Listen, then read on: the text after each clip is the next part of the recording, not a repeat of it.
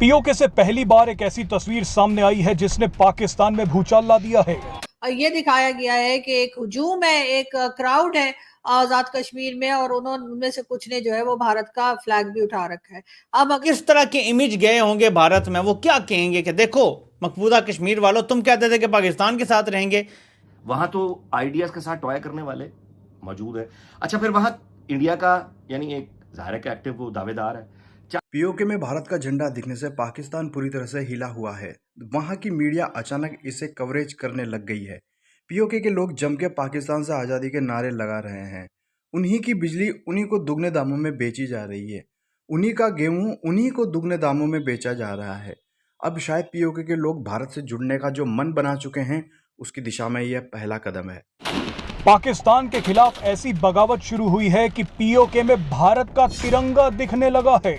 भारत के लोग कई दशकों से जिस तस्वीर का इंतजार कर रहे थे वो पीओके से आ गई है। पीओके में जबरदस्त प्रदर्शन चल रहे हैं। पीओके के हजारों लोग सड़कों पर उतर आए हैं। इन्हीं में से किसी एक व्यक्ति ने भारत का तिरंगा भी अपने हाथों में उठा लिया। कई पिक्चर्स भी शेयर की हैं अपने ट्विटर के ऊपर, जहां पर ये दिखाया गया है कि एक हुजूम है, एक क्राउड है आजाद कश्मीर में, और उनमें से कुछ ने जो है वो भारत का फ्लैग भी उठा रखा है।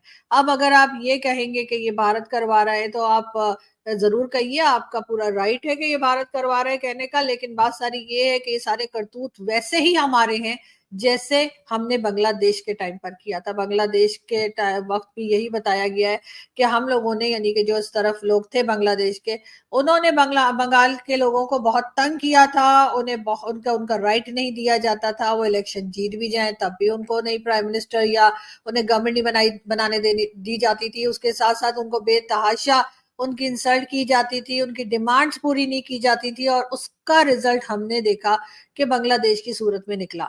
और ये और बात है कि हम उस वक्त से लेकर और आज तक यही दुआइयां देते हैं कि जी ये भारत ने करवा दिया, वरना नहीं हो सकता था, ये तो जी भारत की साजिश है, हमारी कोई गलती नहीं है। लेकिन इंडिया के साथ कोई सेटलमेंट पाकिस्तान के मफाद में है।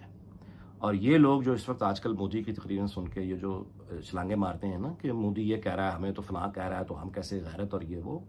यहाँ पे मोदी को क्या कुछ नहीं कहा गया, यहाँ भारत को क्या कुछ नहीं कहा जाता। यहाँ पे जब जुलूस निकलते हैं तो किस तरह के मोदी के पुतले नहीं बनते। ये तो होता है भाई। भारत एक जंगें हो चुकी हैं 4। वो पाकिस्तान एंटी पाकिस्तान अगर एक नैरेटिव बना के उसको इलेक्शन अगर सियासी फायदा होता है तो वो उठाएगा। दोस्तों, पीओके की इस अपराइजिंग ने पूरी दुनिया को हैरान कर दिया और खासकर पाकिस्तान को बहुत मुसीबत में डाल दिया। हालांकि 3 दिन पहले ही जयशंकर जी ने और राजनाथ सिंह जी ने और पीएम मोदी ने एक बयान दिया था। पीएम मोदी ने कहा था कि हमारे लिए पाकिस्तान इर्रिलेवेंट हो चुका है, हम उससे बात ही नहीं करनी। जयशंकर जी ने कहा था कि पीओके हमारा है, हम उसको कैसे लेंगे या वहाँ के लोग हमारे साथ ऑटोमेटिक जुड़ेंगे, ये वक्त बताएगा। राजनाथ सिंह जी ने कहा था कि हम पीओके पे दावा कभी ख़त्म नहीं करेंगे, वो हमारा हिस्सा है। और उनके बयान के अगले दिन ही ये अपराइजिंग शुरू हो जाती है। अब पहली बार ऐसा हुआ है कि वहाँ के लोग इंडियन फ्लैग का झंडा हाथों में हाथ लेके निकल रहे हैं।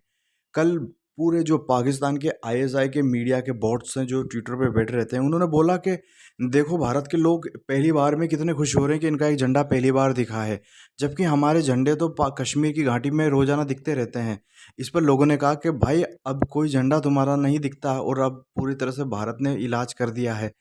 पर दोस्तों, ये जो पीओके के जो बाशिंदे हैं जो खुल्लम खुल्ला भारत का झंडा लेके निकल रहे हैं, ये वाकई में एक हैरान कर देने वाली बात है कि कैसे उन लोगों को प्रताड़ित किया जा रहा है। उन्हीं की बिजली, उन्हीं की मंगला डैम की बिजली पहले केपी के भेज के, फिर पंजाब भेज के, वहाँ सस्ते दाम पे भेज के, फिर वही बिजली राउंड होके, राउंड तो क्या होती है, वहीं की बिजली बोलते हैं कि अब तुम्हें दी जाएगी, और वो भी अच्छा खासा चार्ज में।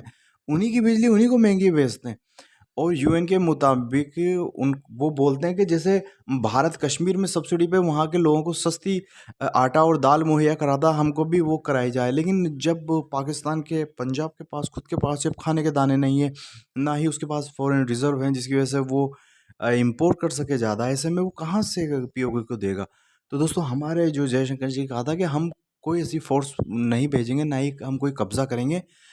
सिचुएशन ही एक ऑटोमेटिक ऐसी हो जाएगी जो खुद पीओके के लोगों को हमारे साथ मिला देगी। और दोस्तों, मुझे नहीं लगता है, क्योंकि अब अधिकतर पाकिस्तान के पत्रकार बोलने लग गए हैं कि पीओके के लोग खुला बोलते हैं कि हम ठीक है, हम आज़ाद होना चाहते हैं, लेकिन पाकिस्तान के साथ नहीं जाना चाहते। तो ऐसे में दोस्तों आने वाले समय में ये माहौल बदल भी सकता है और पीओके के लोग खुला बोल सकते हैं कि हमारी जान छोड़ो और हमें इंडियन कश्मीर के साथ मिलने दो। आपको पता है कि गिलगित बाल्टिस्तान में पहले एक अपराइजिंग चल रही है, जिसमें वो खुला कहते हैं कि करगिल का रास्ता खोल दो और हमें वापस से हमारे लद्दाख से जुड़ने दो।